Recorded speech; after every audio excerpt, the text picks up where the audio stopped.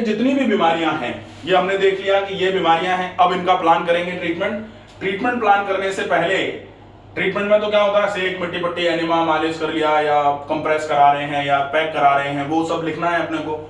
लेकिन ये क्यों लिखेंगे हम, इसके लिए बहुत जरूरी होगा एम ऑफ ट्रीटमेंट डिसाइड करना।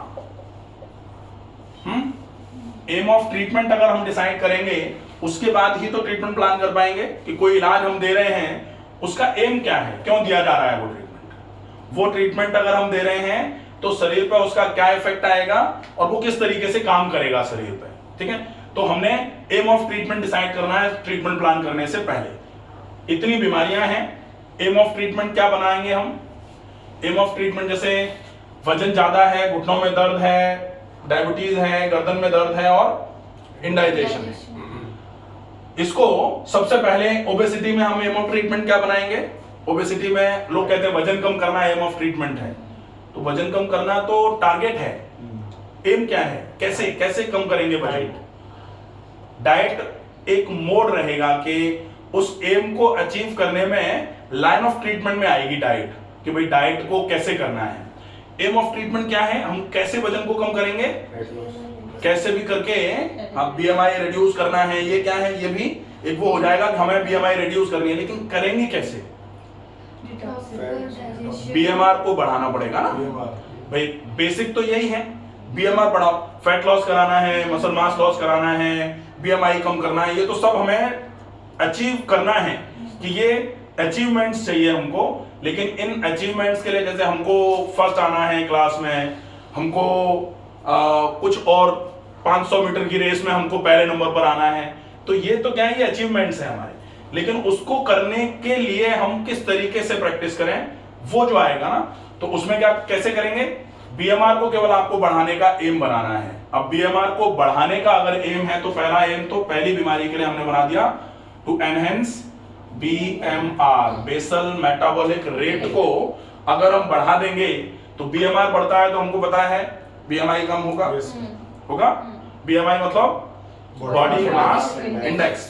बॉडी मास इंडेक्स का मतलब क्या होगा कि आपके जो हाइट के मीटर्स हैं वो जितने हैं, वो अगर आपके मीटर जो हैं वो आपके total weight in kg divided by height के मीटर्स का square is equal to BMI होता है।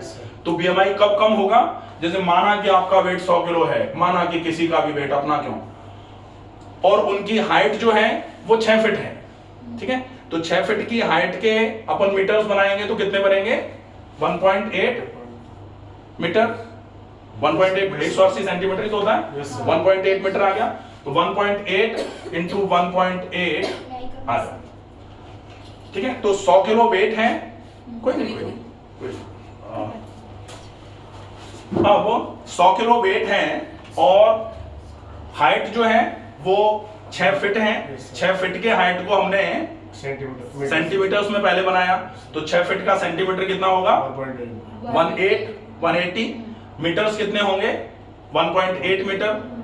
1.8 मीटर होगा, 1.8 मीटर का स्क्वायर करना था हमको, तो total weight in kg divided by height के मीटर्स का स्क्वायर इज इक्वल टू क्या होता है, बीएमआई। अब कोई कैलकुलेट कर लो, 1.8 इंटू 1.8 कितना होता है, अगर 100 का भाग उसका भाग 100 में देंगे तो कितना आएगा, ये इनकी बीएमआई हो जाएगी। इसको कम करना है तो क्या करना पड़ेगा, बिना बीएमआर को बढ़ाए आप कुछ भी कर लो, थोड़े बहुत समय के लिए आप खाना पीना कम खा के अपने वेट को कम कर सकते हो, लेकिन वो लंबे समय तक टिकेगा नहीं। और जनरली यही करा देते हैं लोग, खाने में कम कर लो, खाने में कम कर लो, खाने में कम करोगे, बीएमआर अगर बढ़ाया नहीं, खाना कम खाओगे बीएमआर और लो होता चला जाएगा। जितना कम खाएंगे पचाने के लिए शरीर को उतना ही कम मेहनत करनी है, बीएमआर कम हो जाएगा। बीएमआर जितना कम होगा उतना आपका वेट आज बेशक कम हो रहा है कम खाने की वजह से, लेकिन कल बढ़ेगा। ठीक है, तो हमने पहला एम बनाया टू एनहेंस बीएमआर, पहला एम। ठीक है, अब दूसरा एम अगर हम बनाएंगे तो दूसरा एम मान लेते हैं हम इसी में बना रहे हैं, ओबेसिटी में ही, तो ओबेसिटी में बीएमआर बढ़ा दिया हमने। अब हमको क्या करना है, मसल के इंचेस कम करने हैं भाई। वेट कम करने के साथ में हम चाहेंगे कि जो मसल जो बॉडी का फैट है, जो इंचेस हैं वो कम हो जाए। तो हम कोशिश करेंगे टू रेड्यूस, दूसरा इसमें एक, इसी में दूसरा यहां बना लेते हैं, टू रेड्यूस इंचेस या फिर टू रेड्यूस बीएमआई। हाँ, बीएमआई कम होगी तो बीएमआई कम होगी तो पूरा का पूरा वेट भी कम होगा और इंचेस भी कम होंगे। ठीक है, अगर हमको ये कम करना है तो हमको क्या करना पड़ेगा, एक्सरसाइजेस वगैरह पे जाना पड़ेगा। तो वो हम लेंगे कि ये तो हमने एम बनाया है अभी, अब इस एम को अचीव करने के लिए हम करेंगे क्या क्या, वो सेकंड नंबर पे आएगा। ये एम क्लियर है? अगर हम इस एम को बिना बनाए डायरेक्ट ही ट्रीटमेंट प्लान करते हैं ना, वो काम नहीं करेगा। कर भी जाएगा किसी किसी के लिए, लेकिन पूरे सबके लिए नहीं करेगा। सर जैसे बीएमआर हम बढ़ा देंगे तो बीएमआई तो सर ऑटोमेटिकली सर डाउन आ जाएगा, ऑटोमेटिकली डाउन आएगी। बीएमआर बढ़ाने से ऑटोमेटिकली डाउन आ रही है, प्लस हम इंचेस कम करने का प्लान करें। इंचेस कम करने के लिए हम अपना एक एम हमने इसलिए ये बनाया है, वैसे तो ये बढ़ाएंगे तो ये अपने आप ही आ रहा है, लेकिन ये एम बनाने का एक रीजन ये है कि ये बनाओगे, यहां से हम योगा पर जाएंगे। योग से स्पेसिफिक इंचेस का रिडक्शन जो होता है ना, जैसे बहुत सारे लोग आए कि बीएमआर बढ़ा दिया, वेट तो कम हुआ, लेकिन हमको तो थाइस से कम करना है। हाँ, अब थाइस से कम करना है। आज जैसे एक पेशेंट आए ना कि वेट केवल पेल्विक एरिया और थाइस से कम करना है। अब पेल्विक एरिया और थाइस से कम करना है तो क्या करना पड़ेगा, उनके लिए स्पेसिफिक यौगिक एक्सरसाइजेज या आसनास जो होते हैं वो हम प्लान करवा लेंगे। तो हमने एक एम अलग से बना के ये रखा है, वैसे तो इसी में कवर हो रहा था। ठीक है, तो एक एम हमने योगा के मॉडिफिकेशन के लिए बना लिया है। अब हम आए इस पे, pain in knee. Pain in नी, अब पेन इन नी दूसरी बीमारी हो गई, तो एक बीमारी तो ये निकल गई, अब दूसरी बीमारी pain in knee. Pain in नी के लिए एम ऑफ ट्रीटमेंट क्या बनाएंगे, अगर किसी के घुटने में दर्द है और घुटने में दर्द को हमको ठीक करना है तो उसको ठीक करने के लिए एम क्या बनाएंगे, क्या क्या एम रहेगा, रिड्यूस वॉकिंग। पहला तो यहीं से आएगा कि ओबेसिटी, हमको टू रिड्यूस वेट, पहला तो यही है जो हम पहले वाले में ले चुके हैं। ठीक है, कि वेट रिड्यूस होगा। सामान्य तौर पे आजकल घुटनों के दर्द में तो लोग यही कह दे रहे हैं कि कुछ नहीं, वजन कम कर लो सही हो जाएगा। लेकिन कैसे कर लो, उसके लिए हम प्लान करेंगे कि एम ऑफ ट्रीटमेंट तो टू रिड्यूस वेट है, लेकिन वो एम ऑफ ट्रीटमेंट जो है उसके लिए अचीव, उस एम को अचीव करने के लिए हम क्या करेंगे, line of treatment to achieve that aim. ठीक है, तो वो लाइन ऑफ ट्रीटमेंट हम अभी प्लान करेंगे। वही नेचुरोपैथी की प्लानिंग किस तरीके से होनी चाहिए, उसी के लिए इतना अपने को पूरा समझना पड़ेगा। ठीक है, तो पहला वेट लॉस हो गया। दूसरा, अगर मान लो ऑस्टियोआर्थराइटिस ही है, और ऑस्टियोआर्थराइटिस है तो रीजन एक तो वेट होता है, तो वेट कम कर लिया हमने। दूसरा, ऑस्टियोआर्थराइटिस के रीजन क्या क्या होते हैं, और कल बताया था अपन ने, सर मसल स्ट्रेंथ उसके इंक्रीज हाँ, मसल स्ट्रेंथ। हम ऐसा मानते हैं कि सामान्य तौर पर इस तरीके से ये जो है ना, ये है फीमर, फीमर का लोअर एंड, ये है टिबिया, और मान लेते हैं ये मीडियल साइड है तो लेटरल इधर हो गया स्कैपुला, ये ठीक है, ये फिबुला। ठीक है, अब ये जो है ये इसमें है साइनोवियल मेम्ब्रेन, और इस साइनोवियल मेम्ब्रेन और दोनों हड्डियों के बीच में, ये हड्डी तो हो गई फीमर, ये हो गई टिबिया, ये हो गई फिबुला, ये हो गई साइनोवियल मेम्ब्रेन, ये इसमें भरा हुआ जो है ये हो गया साइनोवियल फ्लूइड। अब ये जो टिबिया है, इस टिबिया के ऊपर इस तरीके से ये जो रहेगा, ये क्या है, ये जो ऊपर रहेगा ना टिबिया के, ये इसको क्या बोलते हैं, हाँ, टिबिया के ऊपर क्या रहता है, ये कार्टिलेजिनस स्ट्रक्चर है। इस कार्टिलेज को क्या बोला जाता है, इस कार्टिलेज को क्या बोलते हैं, मेनिस्कस। हाँ, अब अगर मान लो हमने इसको उठा करके यहां ले आए और ऐसे करके पूरा स्ट्रक्चर दोबारा से बनाया, अब ये जो है, ये जो पार्ट है, इस पे इस तरीके से एक कुशनिंग स्ट्रक्चर रहता है। इस कुशन स्ट्रक्चर को बोला जाता है मेनिस्कस। ये क्या है, ना तो ये बोन है, ये बोन है टिबिया, तो ये ना तो बोन है, बोन तो यहां तक है, नीचे तक। ये जो स्ट्रक्चर है ये हल्का सा स्पॉन्जी है नेचर में, यस सर। हाँ, अगर ये स्पॉन्जी है नेचर में तो ये तो हार्ड है बोन, तो ये तो बोन भी नहीं है, और ये मसल भी नहीं है, मसल तो यहाँ है ऐसे करके, यस सर। और यहाँ ऐसे करके टेंडन्स रहते हैं, यस सर। हाँ, लिगामेंट्स भी रहते हैं। तो ये जो लिगामेंट सामने की तरफ रहेगा इसको बोला जाता है एंटीरियर क्रूसिएट लिगामेंट, पीछे रहेगा तो पोस्टीरियर क्रूसिएट। ये लेटरल पार्ट है तो इसको बोला जाएगा एलसीएल, लेटरल कोलैटरल लिगामेंट, हाँ, और ये एमसीएल मतलब मीडियल कोलैटरल लिगामेंट, ठीक है। ये चारों लिगामेंट ये सपोर्ट कर रहे हैं इसको। अब इसकी जानकारी हमको पूरी अगर होगी तो ही तो हम इसका ट्रीटमेंट कर पाएंगे, हमको पता ही नहीं मेनिस्कस भी होता है, तो हम ट्रीटमेंट कैसे करेंगे। अब आजकल जो प्रॉब्लम आ रही है वो आ रही है इस मेनिस्कस के डिजेनरेशन की, मेनिस्कस के डिजेनरेशन की। तो मान लो ये लेटरल है और ये मीडियल है, तो मीडियल साइड का जो ये मेनिस्कस है इसको बोला जाएगा क्या, मीडियल मेनिस्कस, ये लेटरल मेनिस्कस, ठीक है। आजकल जैसे किसी ने एक्सरे कराया है तो हड्डियां चिपकी हुई आती हैं, पास पास आ रही है, लेकिन अगर किसी ने एमआरआई करा दी तो फिर क्या आएगा, एमआरआई में सब कुछ आएगा, ये मेनिस्कस भी आएगा, ये लिगामेंट भी आएंगे कि कौन सा लिगामेंट टियर हुआ है, किस लिगामेंट में हाइपरट्रॉफी हो रही है, कौन सा लिगामेंट कंप्लीटली टियर्ड है, या किस लिगामेंट में किस तरीके के चेंजेस आ रहे हैं, ये भी आ जाएगा। साथ में साइनोवियल मेम्ब्रेन, फ्लूइड, सब कुछ आएगा पूरा। तो अब उसमें चांसेस होते हैं इस मेनिस्कस के डिजेनरेट होने के। डिजेनरेट कैसे होगा, ऊपर की हड्डी ने नीचे की हड्डी पे ज्यादा प्रेशर डाला, साइनोवियल मेम्ब्रेन जो है वो घिस गई, फूट गई, फट गई, उसकी वजह से फ्लूइड निकल के बाहर आ गया। अब lower end of femur, upper end of tibia पर लगातार प्रेशर डाल रही है। अब प्रेशर तो डाल रही है, जैसे अगर ये जो है लोअर एंड ऑफ फीमर है और ये टिबिया है, अब ये जब फीमर इस तरीके से टिबिया पर प्रेशर डालेगी, यहां पर कुशनिंग है, ये मसल का स्ट्रक्चर है माना कि ये वाला, तो इस पर प्रेशर बार बार करके डलेगा तो ये घिसना चालू होगा। कोई भी चीज जब ऊपर से किसी नुकीली चीज से प्रेशर पड़ता है तो नीचे की चीज घिसना चालू हो जाती है। ये मीडियल मेनिस्कस जो है ना, इधर वाला ये घिसना चालू हो जाएगा। अब मीडियल मेनिस्कस जो है, चूंकि यहां तो हम सामने से ही देख पा रहे हैं, लेकिन ये इस तरीके का होगा कि ये मान लो ये है मेनिस्कस के दो पार्ट हैं, ये हो गया लेटरल, ये हो गया मीडियल, रेड वाला लेटरल, ग्रीन वाला मीडियल। अब ये मान लेते हैं कि ये है ग्रीन वाला मीडियल, ठीक है।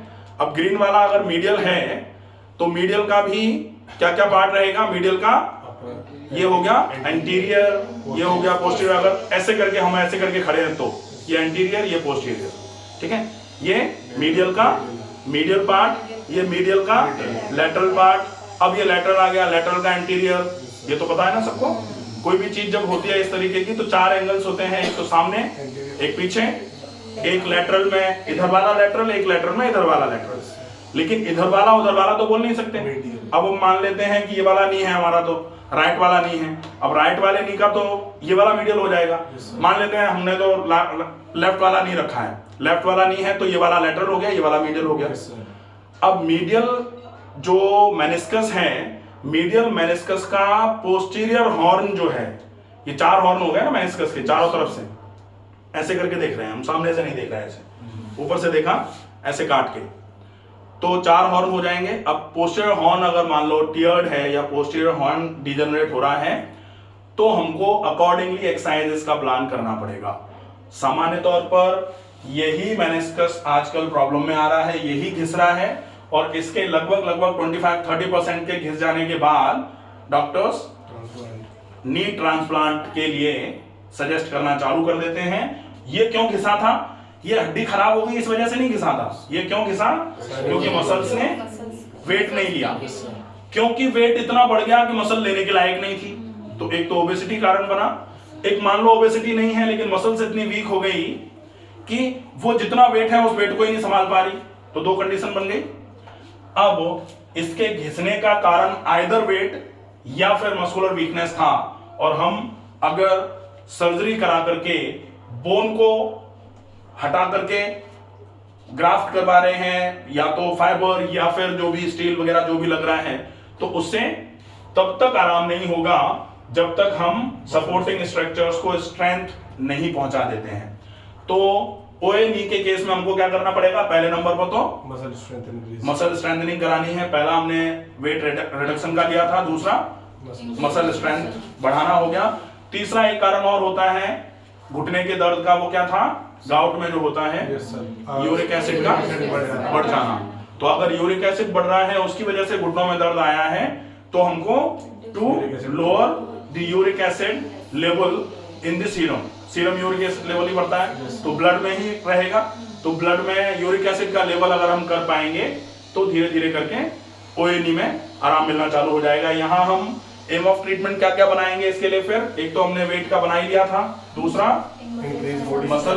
मसल की स्ट्रेंथ बढ़ानी, और तीसरा lower the uric acid level को कम करना। ठीक है, अब वजन कम करना, मसल की स्ट्रेंथ बढ़ाना और यूरिक एसिड कम करना, तीन पॉइंट हमने यहाँ बना लिए।